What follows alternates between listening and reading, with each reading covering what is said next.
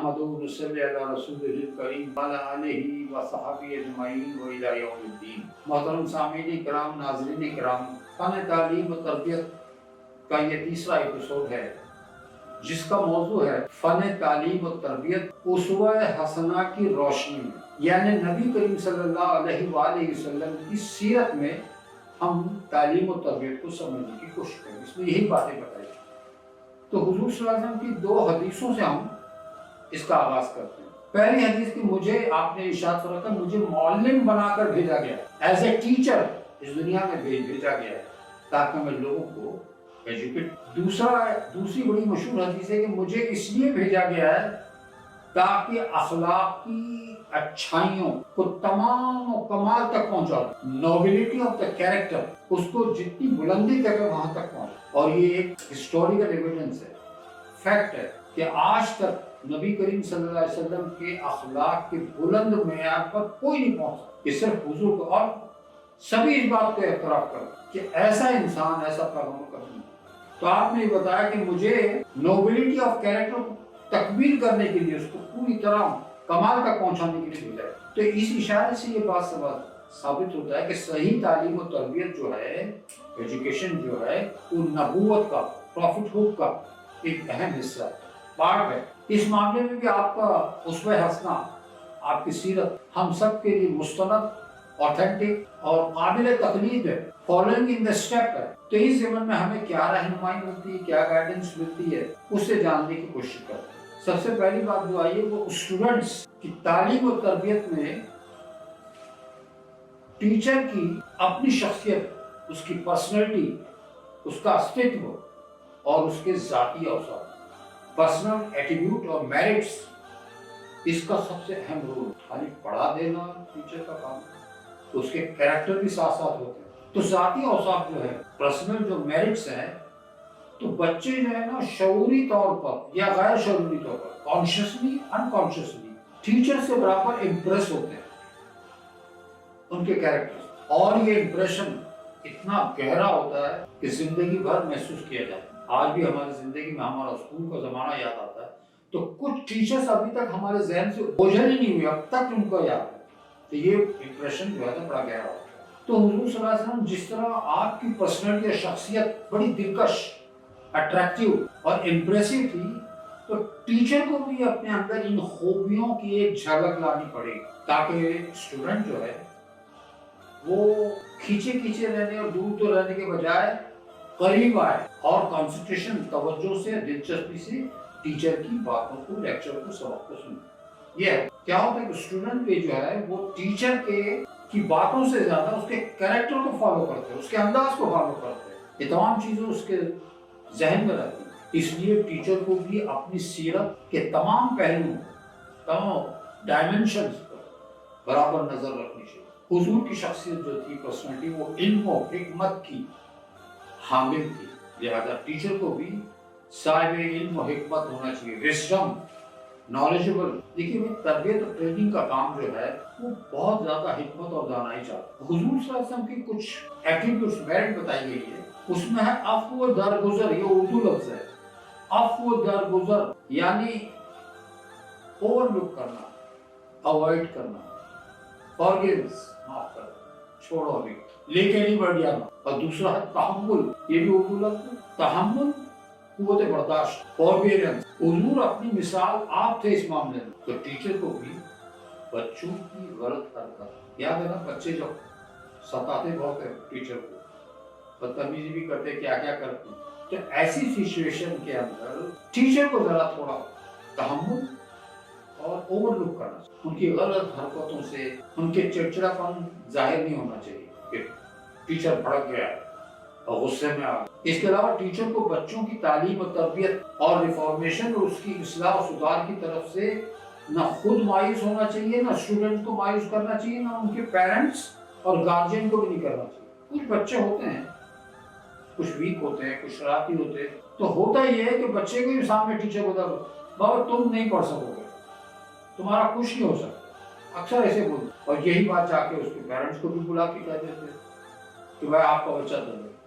इस मामले में यही है कि कभी भी उनको मायूसी की शिकार नहीं होना चाहिए, डिसअपॉइंटमेंट नहीं होना चाहिए। نہ خود مایوس ہوں اور نہ ہی ان کے سرپرست گارجین کو مایوس ہوں۔ دیکھیے جس طرح حضور کو بچوں کے غیر معمولی محبت اور لگاؤ تھا، اسی طرح ٹیچر کو بھی بچوں سے محبت اور لگاؤ ہونی چاہیے۔ ان کی بچکانہ حرکتیں، ان کی غلط حرکتوں کو نظر انداز کر کے، اوائڈ کر کے نصیحت سے کام، بائی فورس غصہ وغیرہ اس کو کنٹرول کرنا چاہیے۔ اس کے بعد تیسری بات جو آئی ہے کہ سبق کو پڑھاتے وقت، لیسن جو ہوتا ہے یا لیکچر دیتے وقت، اس میں کامیاب ہونے کا بہت بڑا انحصار اور ڈیپینڈ ٹیچر کی آواز پر ہے۔ ٹیچر جو ڈیلیور کرتا ہے، بات کرتا ہے بچوں کے سامنے، 30-40 بچے موجود ہیں، اس میں ٹیچر کا جو ساؤنڈ اور والیوم جو ہے نا، یہ بڑے امپورٹنٹ رول ہے۔ آواز میں بھاری پن ہو، اٹریکشن ہو، مٹھاس ہو، تو بچے بھی ہے نا بڑے آسانی سے متوجہ ہوتے، کنسنٹریٹ کرتے۔ کبھی کبھی دیکھا کوئی، اب یہ نیچرل چیز ہے، اب اللہ نے اس کی آواز ہی ایسی رکھی ہے تو کیا کر سکتے ہیں، لیکن آواز ایک بڑا امپورٹنٹ رول ادا کرتی ہے۔ آپ سامنے آ رہے کچھ بتا رہے تو وہ پوری توجہ سے سنیں، تو آواز میں کشش اور مٹھاس ہوتا یہ کہ بچے پورا پیریڈ جو ہے وہ بور نہیں ہوتے، ادھر ادھر کنسنٹریشن نہیں کرتے، دھیان دیتے، پوری طرح دھیان دیتے۔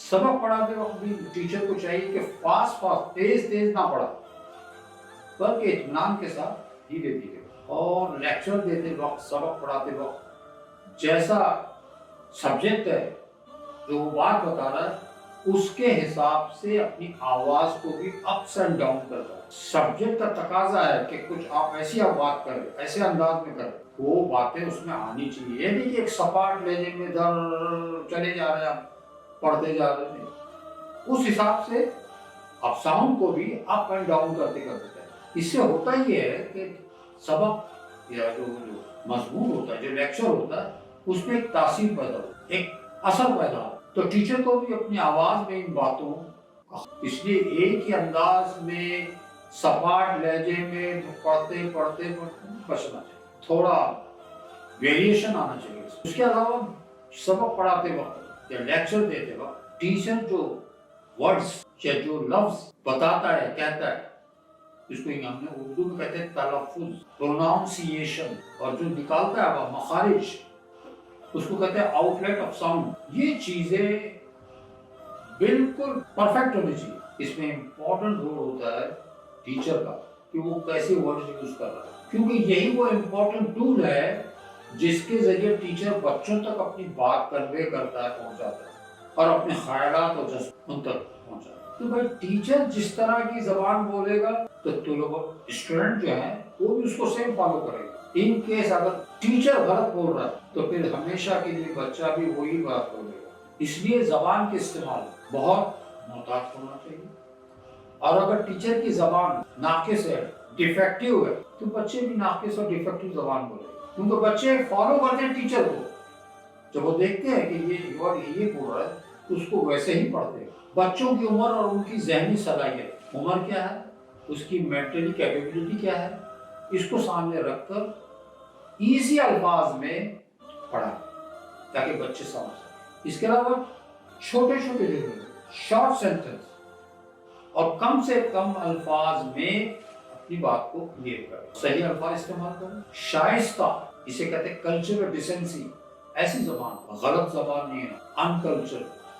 عام طور پہ ہم دیکھتے ہیں کہ بچے جو ہے، جس طرح ہم بازار میں جس طرح باتیں کی جاتی ہے نا لینگویج میں، بازارو بوائے رف ٹف کیسی بھی بات کرتے ہیں، اگر اس کو ٹیچر نے روکا نہیں یا خود نے بھی ویسے ہی بات کر دی تو پھر سمجھ لو کہ بچہ بھی وہی انداز میں بات کرنا لگے۔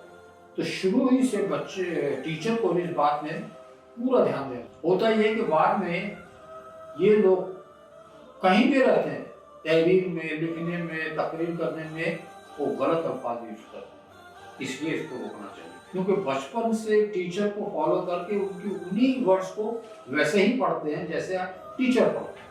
اگر اس نے گڑبڑ کر دی تو پھر بچے کے ساتھ میں وہی ہوتا ہے۔ اب آئیے ایک ایجوکیشن کی میتھڈولوجی، طریق تعلیم، حضور صلی اللہ علیہ وسلم کی روشنی آپ کس طرح اسپیچ کرتے تھے، خطبہ دیتے تھے، تقریر کرتے تھے، کیسے بچوں سے، بڑوں سے، سب ये सब चीज़ों को सोच कर आप बात करते। तो हुजूर के उसमें से तरीका तालीम में कुछ अहम गाइडेंस मिलती है। उस गाइडेंस की रोशनी में टीचर को सबक, लेसन या लेक्चर उसको पहले से ही तैयारी कर लेनी चाहिए कि मुझे ये बताना है, ताकि टीचर और स्टूडेंट का जो वक्त है वो अच्छी तरह एक आधे घंटे का जो पीरियड है उसमें वो पूरा लेसन आ जाए समझ में, और दोनों का पूरा वक्त तवज्जो और उसी मकसद हासिल करने की कोशिश में लगे। इससे होता ये है कि जब कंसंट्रेशन होगा, टीचर जब गुफ्तगू करेगा, तकरीर करेगा या मजमून बताते रहेगा, तो बच्चे जो है